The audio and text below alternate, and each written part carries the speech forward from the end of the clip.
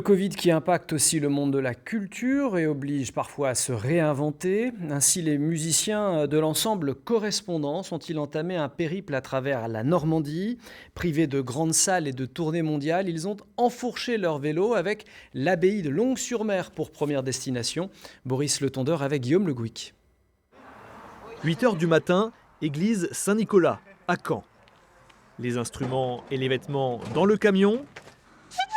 Et les virtuoses à vélo pour cette tournée en Normandie à la force des mollets. D'habitude, on est plutôt en train d'abord, un peu en avion et puis voilà, tous les moyens de transport qui nous permettent d'aller vite parce qu'en général, on joue dans une ville un jour et dans une autre le lendemain.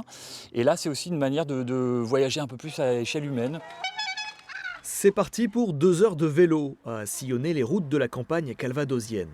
Destination, le Bessin et Longues-sur-Mer. Plus précisément, son abbaye, théâtre de la représentation du jour. Le temps de se rafraîchir, d'enfiler les habits de scène et les premières notes résonnent.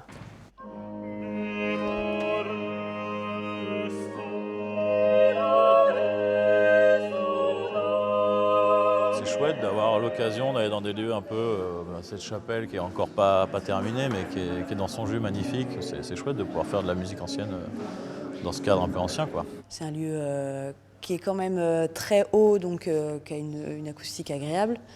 Après, qui n'est pas spécialement fait pour recevoir un concert, mais bon, nous, il suffit qu'on trouve un petit coin, puis on se débrouille. Un répertoire de cérémonies de voyage, la musique qui suivait Louis XIV durant ses périples à travers la France.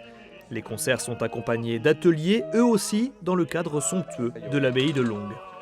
L'idée, si vous voulez, c'est de mettre la culture à portée de tous, de faire participer le village également, et puis vraiment d'avoir une démarche pédagogique en expliquant la musique, certes, aussi les artisans du village. Donc l'idée, c'est vraiment d'éviter d'avoir des déserts culturels malgré cette période de Covid.